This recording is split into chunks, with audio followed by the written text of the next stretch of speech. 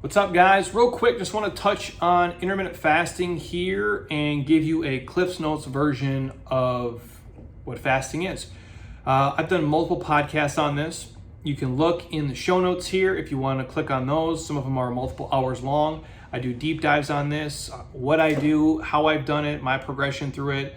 If you're a man, if you're a woman, if you're trying to gain weight, if you're trying to lose weight. Full disclaimer, I've been intermittent fasting for the past probably 13, maybe even 14, 15 years. I'm getting old, so I start to forget dates, but it's been a long time.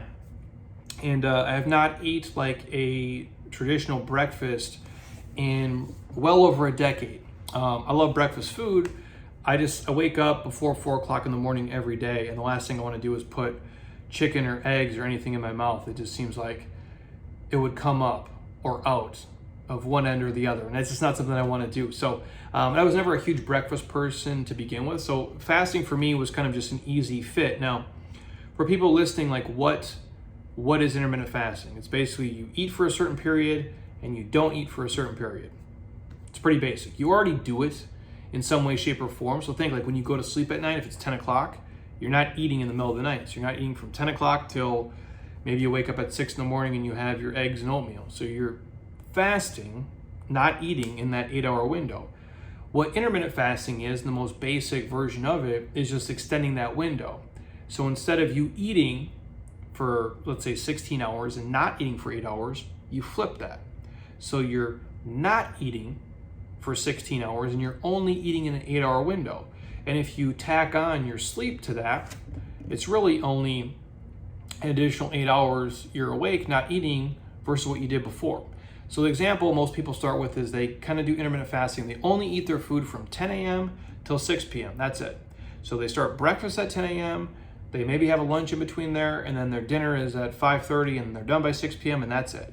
Or they eat from 11 to 7 or 12 to 8 or any window that they feel comfortable in. Some people start doing it every single day. Some people go every other day. Some people do the eat, stop, eat method. There's so many ways to skin this cat and find what works for you. But that in a nutshell is what intermittent fasting is.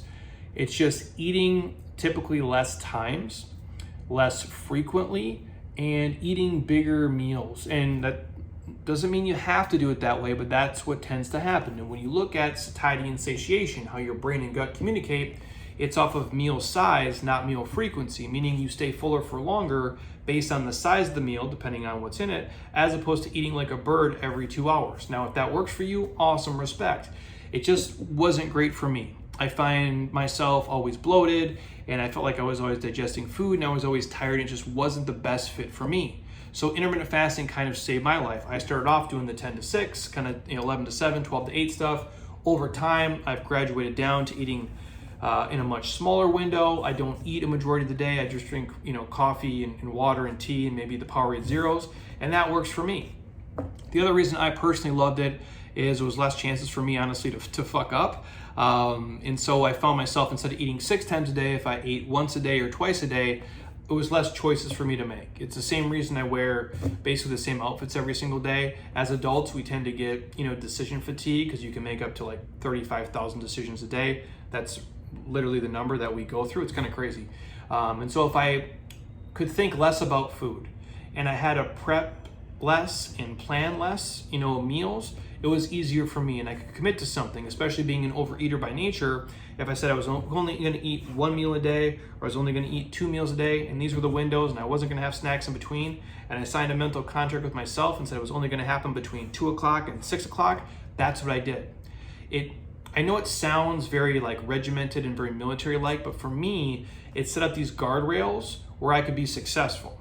And a lot of times people would ask, well, isn't fasting hard, Jeremy? You're not eating for so many hours. And I would say, well, it's not hard at all. I don't do anything. I literally don't have to make a decision. All I have to do is not put food in my mouth. That's it. And so it's helped me feel this way, look this way, move this way, and be this lean all these years later. And I don't feel like I'm dieting. I don't feel like I'm trying anything. I'm just kind of living my life and doing what comes natural to me. Now, again, it's not for everybody. There's differences between men and women. Some people, they might not want to go feeling hungry, for these intermittent periods over time. Some people might find themselves, they binge eat because they wait too long to eat. Some people, there's a million reasons why it's not great for people. but for other people, it's a game changer. And again, you're all already naturally doing it in some way, shape, or form. It's just for some people, it's kind of like the sweet spot where they hit it and they just roll with it. So I want to just come on here and just touch on it real quick. Again, full disclaimer, I right now eat 1 meal a day, almost every single day. Some days I might have like a little, you ever watch The Office, like where Kevin Malone is like eating with Pam, and he has like first lunch and second lunch and like first dinner and second dinner. I kind of joke like I eat 1 meal a day. Sometimes I'll have like a little pre-meal before. So like maybe on the way home, I might stop and get like some blueberries and like a koya and like some chia seeds and drink that as I drive to my house before I'm going to grill and make dinner. So for the most part, it's 1 meal a day. Sometimes it's 2 meals a day, and I do that in a smaller window, probably anywhere from like between 5 o'clock and like 8 o'clock at night. So maybe about 3 hours a day I'm actually eating, and the rest of the time I'm not. And that works for me. It wasn't always that way. Like I mentioned, I started in a different window, but that's where I've kind of found my sweet spot. When I travel and stuff, I'm willing to ebb and flow. But again, it might be perfect for you guys. It might not be perfect for you guys. But I know for some people, if they can eliminate some of the decisions in the day and they set up these parameters, well, I don't eat in these windows, it lets you, if you work in a corporate kind of office setting, you can skip the treats and shit and just tell people this is the way I eat. I don't eat at these times. And if you want to get out of like happy hours and other social stuff, it also kind of buys you out of some of the late night bullshit. Again, I'm half joking when I say that, but if you can consistently follow some of these principles for people, what I find if fat loss is a goal, people tend to usually eat less because they're eating less frequently, and they're not eating as many hours as they're awake as they used to. So meaning they used to eat from the minute they woke up to the minute they went to sleep. Well, if you cut out 8 of those hours, odds are you're making more concise food choices, you're delaying gratification, and you start to learn the difference between being thirsty and dehydrated versus being actually hungry. Sometimes you'll find out I actually was hungry and I needed the calories and it gave you energy, and sometimes it was just you need to drink more water and be more fueled that way. So hopefully that helped give a kind of a Cliff's Notes version of what fasting is.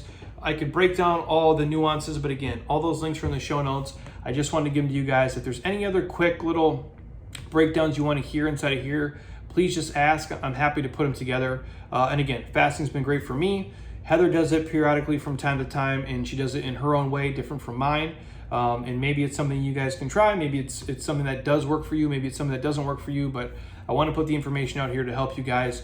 And click the links if you want more in-depth analysis. And again, if you want to hear me talk about anything else, just let me know. Have an amazing rest of your night. And until next time, eat well, train hard, be nice to people, and please, you guys, keep doing shit you love with people you enjoy because your life is too short not to. I'll talk to you soon. Peace.